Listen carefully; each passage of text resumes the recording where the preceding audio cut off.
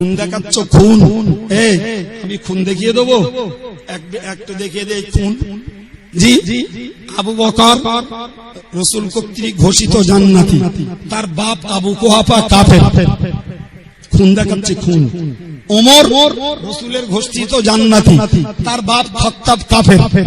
ওসমান রাসূল কর্তৃক ঘোষিত জান্নাতি, তার আব্বা আফফান কাফের, পৌত্তলিকবাদী।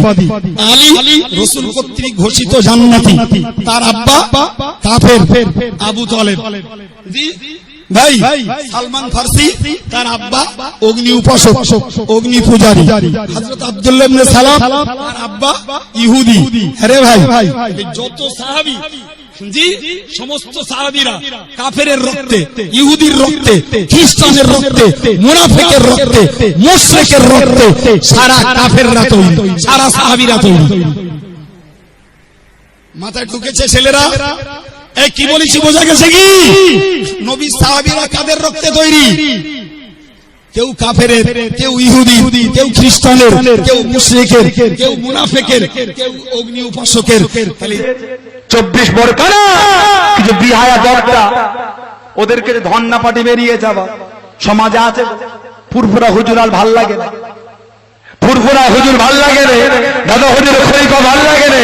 এখন বিহায়াতে ধন্না ধরেছে। খোদার দিয়া চামচ হাত পছন্দ হয়নি, কাঁটা চামচে খেয়ে শিখেছে। কাঁটা চামচ বোঝেন, কাঁটা কাঁটা করা আছে। খোদার দিয়াটাই খানা বাবা। কুতা গালে গিট থেকে ঠোঁটে মুখে গিতে সেফটি হয়ে যাবে কেবা কথা করে। পুরপুরা হুজুর ভাল লাগে না, বাপদা তো 14 গোষ্ঠী মেরে এলো। এখন বিহায়াতে ধন্না ধরেছে, বলে বিরাট জ্ঞান, বিরাট জ্ঞান যদি হলো তাদের মুখ থেকে বেরোলে কি করে? নবী ঘোষিত জান্নাতে আবু বকর, বাপ আবু কুহাফা কাফের। বলেন আস্তাগফিরুল্লাহ। এই জোরে বলেন নাউজুবিল্লাহ। আপনাদের আশপাশে বড় বড় মাদ্রাসা আছে না? এই নে কালকে সকালে সাদা কাগজে লিখবেন, সাদা কাগজে আল্লাহর রাসূল সাহাবী হযরতে আবু বকর সিদ্দিক রাদিয়াল্লাহু তাআলা হুজুরে আব্বাজান আবু কুহাফা মুমিন না কাফের বলে আমাদের করে জানিয়া বাধিত করবেন বলে প্রশ্নটা করে নেবেন। বলে বিরাট জ্ঞান হজ করতে গিয়ে বলে নবী ঘোষিত জান্নাতে আবু কুহাফা, নবী ঘোষিত জান্নাতে আবু বকর, বাপ আবু কুহাফা কাফের। বলেন আস্তাগফিরুল্লাহ। এই জোরে বলেন নাউজুবিল্লাহ। বলে বিরাট জ্ঞান বলছে। কাঠ খেলে কি উংলাই ভাই? কথা বলে না? কাঠ খেলে কি বেরোবে? আংরা আংরা আংরা গো। ওই কাঠ খেয়েছে, আংরা উংলাচ্ছে। নবী সাহাবাদের কাফের বলছে।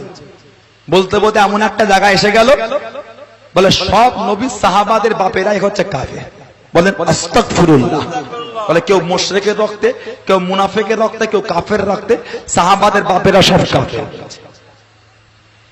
হাজরত শেরে খুদা কে ছিলেন? শেরে খুদা একটু আওয়াজ দিতে হবে, এরকম লজ্জা যাবে না। আমি গল্প করতে আসি না আপনাদের কাছে। শেরে খুদা কে? উনি কে ছিলেন? আর একটা কে ছিলেন? জামাই পরে, আগে কি? নবী সাহাবী হযরত আলী কে? আর কে? নবীর সাথে সম্পর্ক কি? সাহাবী রেখা বাবু দেখেন। নবী সাহাবী আবু বকর সিদ্দিক, যদি সব নবী সাহাবাদের বাপেরা কাফের হয়, বলে আবু বকর সিদ্দিক আর আলী হুজুরের ছেলে ইমাম হাসান হুসাইন কে ছিলেন? সাহাবী, নবী সাহাবী। দু ভাই সাহাবা, দু ভাই, একজন হলো সাহাবী, একের বেশি হলে হবে সাহাবা। হযরতে হাসান হুসাইন সাহাবা। যদি সব সাহাবাদের বাপেরা কাফের হয়, তাহলে হাসান হোসেন সাহাবা, তাহলে ওনার আব্বা কাফের তো কেন হবে না? বিহায়া বক্তা হজ করলো, আপনার সমাজে ধন্না পাটি বেরিয়েছে। ঠিক বলছি না ভুল? ছোট হুজুরের ওয়াজ শুনে হিদায়াত হয় না। এরা ছোট হুজুরের ওয়াজ শুনে তারা অন্তরে নেই, বেড়ে গেছে, এখন অন্য জায়গায় ঝর্ণা ধরেছে। ঠিক বলছি না? বলে ঘুটু করুনের বেটা মক্কা দেখেছে, বলে ঘুটু করুনের বেটা মক্কা দেখেছে, বলে রাজার বেটা ঘুগনিওয়ালা, বলে সার গাদায় পদ্ম ফুলবে। ঠিক বলছে না ভুল বলছে? নবী সাহাবী হযরত ওমর রাদিয়াল্লাহু তাআলা আনহু হুজুরের ছেলে আব্দুল্লাহ কে ছিলেন? উনিও সাহাবী। বলে সব সাহাবাদের বাপেরা যদি কাফের হয় তাহলে ওমর ফারুক হুজুরের ছেলে সাহাবী, তাহলে ওনার বাপকে আপনারা কি বলবেন? নবীর চাচা হযরত আব্দুল্লাহ ইবনে আব্বাস রাদিয়াল্লাহু তাআলা মাজার তায়েফের পাহাড়ে আমি গিয়েছিলাম, লেখা আছে আজও হাযিহি মাকবারা ফি আব্দুল্লাহ ইবনে আব্বাস, হাযিহি মাকবারাতু ফি আব্দুল্লাহ ইবনে আব্বাস। এই কবর আব্দুল্লাহ ইবনে আব্বাসের কবর, জানার লাকাব রাসূল দিয়েছিলেন হিমরুল উম্মাহ, জাতির মেরুদণ্ড, রাইসুল মুফাসসিরিন, সমস্ত মুফাসসিরদের মাথার তাজ আল্লাহর রাসূল লাকাব দিয়েছিলেন। জোরে বলা যাবে? আর জোরে বলা যাবে না? বলে হযরত আব্দুল্লাহ হলেন সাহাবী, ওনার আব্বা হলেন আব্বাস, রাসূলের চাচা। সব সাহাবাদের বাপেরা যদি কাফের হয় তাহলে বলতে হবে নবীর চাচা হযরত আব্বাসও কাফের। কোলে রেকর্ডিং ইকুয়ালি পাবে। এই ছেলেদের যে মোবাইল আছে, যুবকদের ফোনে নেই, ধন্না ধরেছ বলে বিরাট জ্ঞান। বছরের রোজা কদিন হারাম? এটা আমার কথা জবাব দেন। কদিন? আপনার মাদ্রাসায় পড়েছেন, দুঃখ নেবেন না। কেন বলতে পারলে? ওলামাদের জবান থেকে শুনে হয়ে গেছে, ঠিক না? বল ওলামাদের জবান থেকে বছরে 5 দিন রোজা রাখা কি?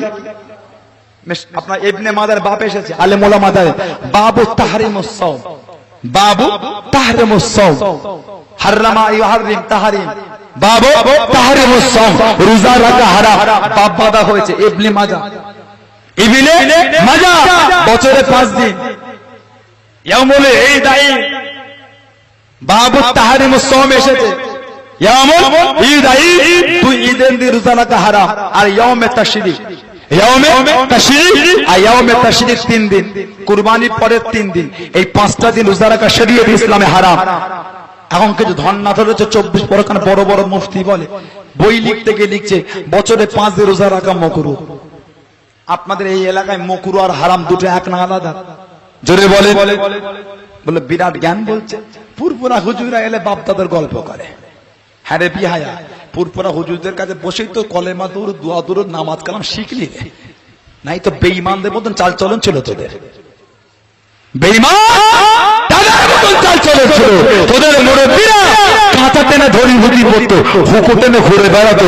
তাদের আমার পুরপুরা হুজুরদের সোহবতে বসে, পিয়াডিয়ান হুজুরের সোহবতে বসে, আমার আজাদে আব্দুল মাহমুদ ফারুকী হুজুরের সোহবতে বসে বসে, আমার মির্জাপুরের জমিনে আমার দাদা আজাদে হাজী মাওলানা মুস্তাফা মাদানী সোহবতে বসে আল্লাহ তোদের মুরব্বিদের কাছে হিদায়াত দিয়েছে। জোরে বলুন সুবহানাল্লাহ। আর জোরে বলা যাবে না? এখন পুরপুরা হুজুরা বাপ দাদা গল্প করে যে পুরপুরা হুজুরদের সোহবত নিয়ে শরিয়ত শিখেছে, রাসূল শিখেছে, রাসূলের মুহাব্বত শিখেছে। সেই ফুরফুরা হুজুর এখন বাপদাদা গল্প করে। এদের আজ ভাল লাগে না। বড় বড় মুফতি ধরেছে বছরে 5 দিন রোজা রাখা হারাম মাকরুহ বলছে। বলুন আস্তাগফিরুল্লাহ।